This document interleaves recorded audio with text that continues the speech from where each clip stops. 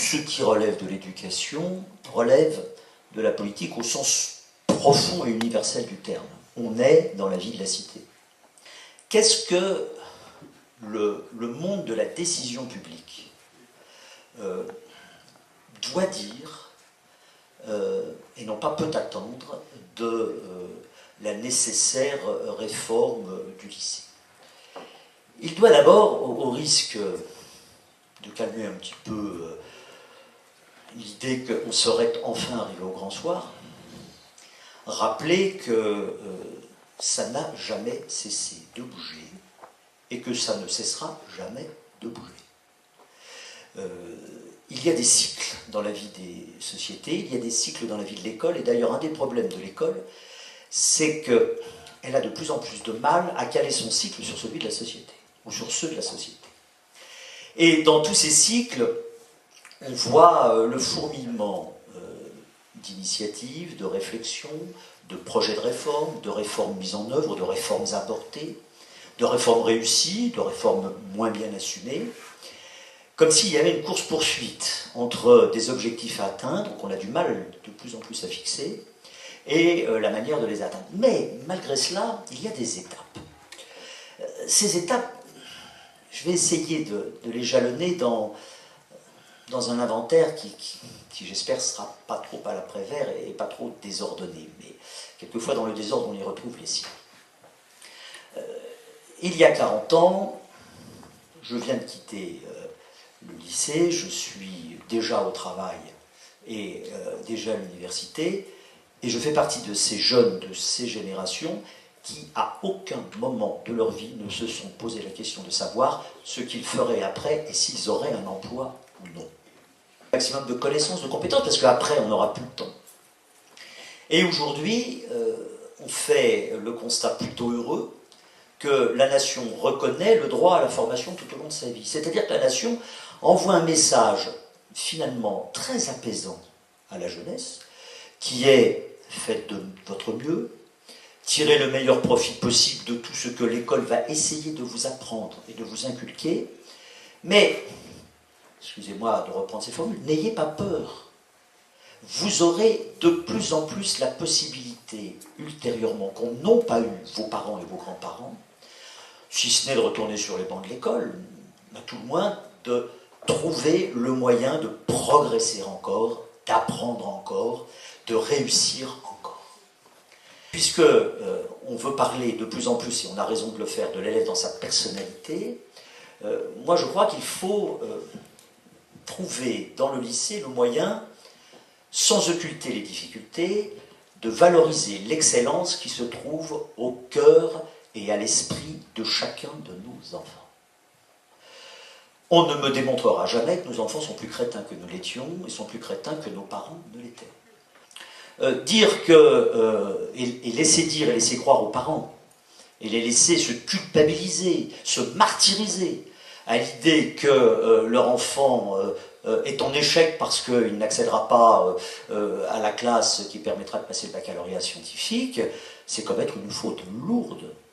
Par contre, dire aux parents et dire à l'enfant qui se trouve en difficulté, que cette difficulté c'est par rapport à certains critères, mais qu'il faudrait peut-être essayer d'aller chercher par rapport à d'autres critères, à d'autres canons, s'il n'y a pas le chemin de sortie des difficultés et le chemin de révélation de l'excellence, c'est peut-être ça qu'il faut faire, avec donc toujours à l'esprit la quête d'un équilibre entre ce qui doit faire le lot commun de tous les enfants de ce pays, qui ne sont pas plus idiots les uns que les autres, et le lot particulier de chacun d'entre eux pour sa future réussite. La fatalité de l'échec est impensable, l'obsession de la réussite est indispensable.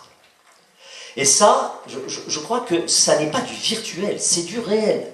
Nous avons autant d'exemples que nous pouvons en trouver, d'élèves ayant parfaitement réussi dans une voie qui n'était pas la leur à un certain moment, parce que, tout simplement, est-ce qu'on est en droit d'exiger qu'il y ait une voie déjà dégagée pour un enfant de 15 ou 16 ans?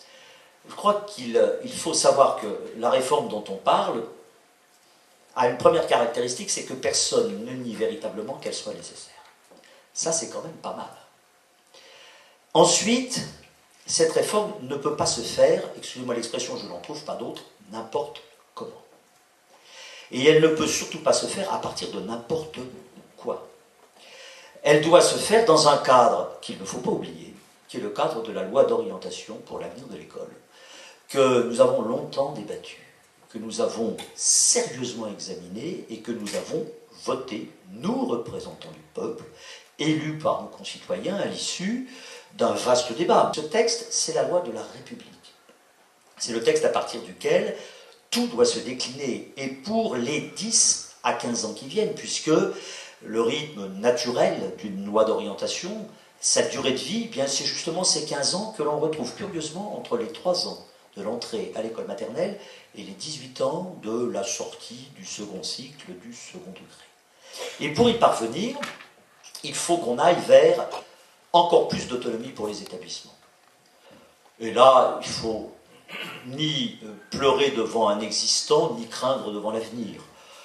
Les établissements, et fort heureusement la décentralisation est passée par là, sont beaucoup plus en capacité d'autonomie quand ils le veulent. Il faut aller vers plus de capacité de l'élève à être encadré quand il en a besoin, à être en situation d'autonomie et de responsabilité personnelle lorsqu'il le peut et au fur et à mesure où il s'avance vers l'âge universitaire.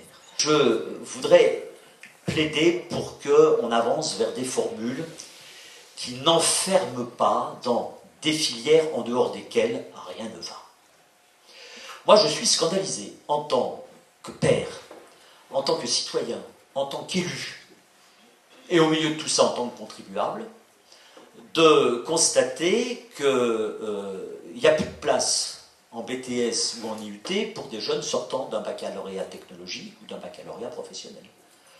Parce que ces places, eh bien, elles ont été prises par des élèves en mal de choix positifs quant à leur avenir, et qui se sont résolus par l'intelligence du travail d'information fait par ces structures de l'enseignement professionnel universitaire, à aller là où elles comprenaient qu'il y avait de l'avenir.